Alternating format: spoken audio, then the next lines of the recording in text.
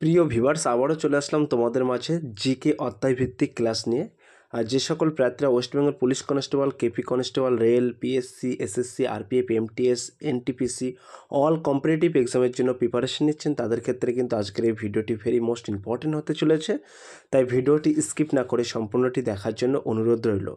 তার আগে বলবো, যে সকল ভিউয়ার্স এখনও পর্যন্ত আমার এই চ্যানেলটি সাবস্ক্রাইব করেনি তাদেরকে বলো প্লিজ অতি দ্রুত সাবস্ক্রাইব করে দিয়ে আমাদের পাশে থাকুন এবং বন্ধুদের মাঝে শেয়ার করে দিন। চলুন আজকের প্রথম প্রশ্নটি জেনে নেওয়া যাক। আজকের প্রথম প্রশ্ন হলো, অর্থাৎ 1 নম্বর প্রশ্ন হলো, অতি সম্প্রতি রেমাল সাইক্লোনের নামকরণ কোন দেশ করেন? Oman, Bangladesh, Sri Lanka, Kuwait. 1 নম্বর প্রশ্নের ক্ষেত্রে কিন্তু সঠিক উত্তর হয়ে যাবে option A is the right answer, Oman. তাহলে অতি সম্প্রতি রেমাল সাইক্লোনের নামকরণ কোন দেশ করেন? মনে রাখবেন ওমান। 2 নম্বর প্রশ্ন হলো, অতি সম্প্রতি ভারতের কোন রাজ্য প্রাকৃতিক দুর্যোগ মোকাবিলা করার জন্য ড্রিমস প্রজেক্ট লঞ্চ করলো? পশ্চিমবঙ্গ, আসাম, উড়িষ্যা, মণিপুর। 2 নম্বর প্রশ্নের ক্ষেত্রে কিন্তু একেবারে সঠিক উত্তর হয়ে যাবে option B is the right answer, Assam. 3 number প্রশ্ন হলো, ইন্ডিয়ান হোম রুল সোসাইটি কে প্রতিষ্ঠা করেন? Shyamji Krishna Varma, Gopal Krishna Gokhale, Lala Lajpat Rai, Annie Besant. 3 number প্রশ্নের ক্ষেত্রে কিন্তু সঠিক উত্তর হয়ে যাবে option D is the right answer, Annie Besant. 4 number প্রশ্ন হলো, আধুনিক পর্যায় সারণীর সূত্র কে আবিষ্কার করেন? John Dalton, Mendeleev, ডোব্রায়েনার, মসলে। 4 নম্বর প্রশ্নের ক্ষেত্রে কিন্তু সঠিক উত্তর হয়ে যাবে option B is the right answer, Mendeleev. 5 নম্বর প্রশ্ন হলো, a brief history of time বইটি কোন বিজ্ঞানীর আত্মজীবনী? ভেরি মোস্ট ইম্পর্টেন্ট প্রশ্ন। Abdul Kalam, Galileo, Stephen Hawking, James Watt. 5 নম্বর প্রশ্নের ক্ষেত্রে কিন্তু সঠিক উত্তর হয়ে যাবে option C is the right answer, Stephen Hawking. তাহলে a brief history of time বইটি কোন বিজ্ঞানীর আত্মজীবনী? মনে রাখবেন Stephen Hawking, option C is the right answer. 6 number প্রশ্ন হলো, অতি সম্প্রতি ভারতের কোন কৃষি বিজ্ঞানী ভারতরত্ন অ্যাওয়ার্ড পান? এম এস স্বামীনাথন, শ্যাম প্রীতদা, রাজীব কুমার, বেঞ্জামিন পেরি পাল।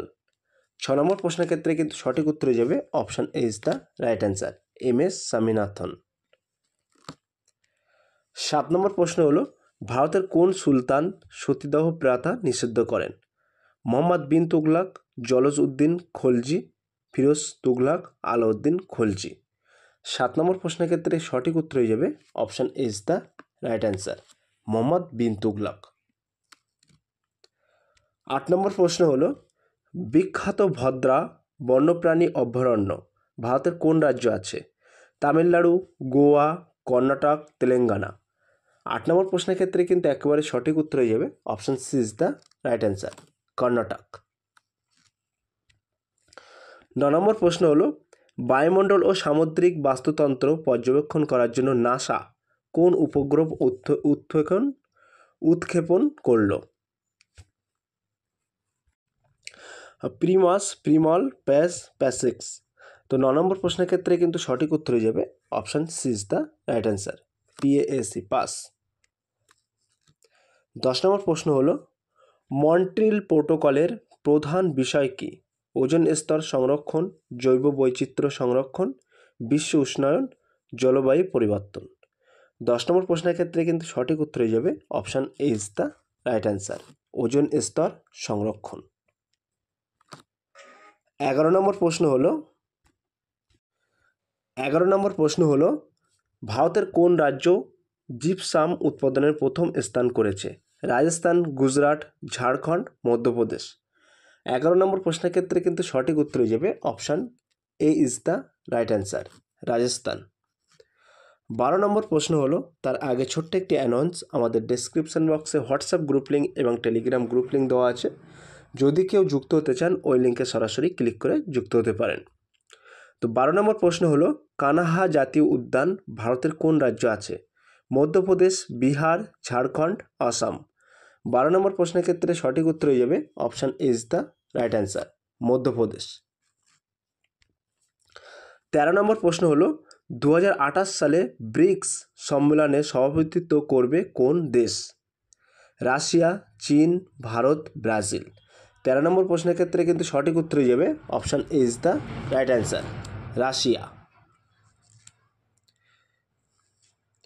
14 নম্বর প্রশ্ন হলো ভারতের কোন রাজ্য মাই স্কুল মাই প্রাইড অভিযান শুরু করলো? উত্তরাখণ্ড, হিমাচল প্রদেশ, সিকিম, নাগাল্যান্ড। 14 নম্বর প্রশ্নের ক্ষেত্রে কিন্তু সঠিক উত্তর হয়ে যাবে option B is the right answer, Himachal Pradesh. 15 নম্বর প্রশ্ন হলো গান্ধীজির ডান্ডি মার্চের সময় ভারতের গভর্নর জেনারেল কে ছিলেন? Lord Willingdon, Lord Reading, Lord Irwin, Lord Linlithgow. 15 নম্বর প্রশ্নের ক্ষেত্রে কিন্তু সঠিক উত্তর হয়ে যাবে option C is the right answer, Lord Irwin. 16 নম্বর প্রশ্ন হলো খাবারের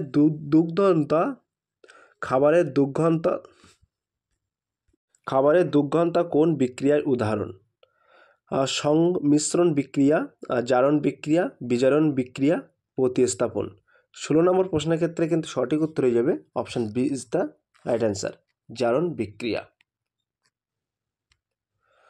আন্টার্কটিকায় ভারতের দ্বিতীয় স্থায়ী গবেষণা কেন্দ্র কোনটি? ভারতী, দক্ষিণ গঙ্গোত্রী, হিমাদ্রি, মৈত্রী। 17 নম্বর প্রশ্নের ক্ষেত্রে সঠিক উত্তর হয়ে যাবে option D is the right answer, মৈত্রী। 18 নম্বর প্রশ্ন হলো ভারতের বৃহত্তম অটল সেতু কোন দুটি শহরকে কানেক্ট করেছে? মুম্বাই নবী মুম্বাই, মুম্বাই বারান্দা, মুম্বাই হাজি আলি, মুম্বাই পুনে।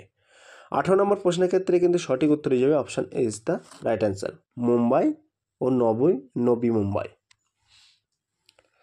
19 নম্বর প্রশ্ন হলো গৌতম বুদ্ধের সমকালীন চিকিৎসার নাম কি? গৌতম বুদ্ধের সমকালীন চিকিৎসকের নাম কি? কৌটিল্য, নচিকেতা, চারক, জীবক। 19 নম্বর প্রশ্নের ক্ষেত্রে কিন্তু সঠিক উত্তর হয়ে যাবে option D is the right answer, Jivaka. 20 নম্বর প্রশ্ন হলো অর্থাৎ আজকের লাস্ট প্রশ্ন হলো ভারতের কোন রাজ্য প্রথম অপারেশন বর্গা চালু হয়? কর্ণাটক, পশ্চিমবঙ্গ, হরিয়ানা, কেরালা। প্রিয় ভিউয়ার্স, এই প্রশ্নটি তোমাদের জন্য হোমওয়ার্ক থাকলো।